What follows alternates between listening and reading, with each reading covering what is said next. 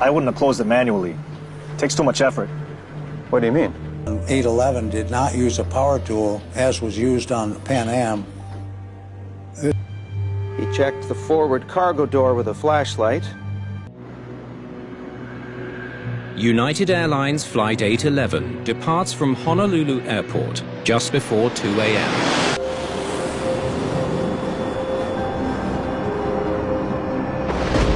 The Boeing 747 is and violent. There was nothing there anymore. It was like a picture with two engines.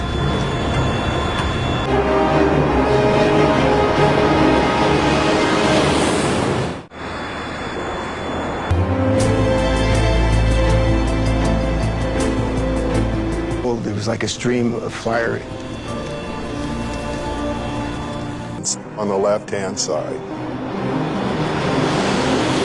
And you've got two of them that aren't developing any thrust.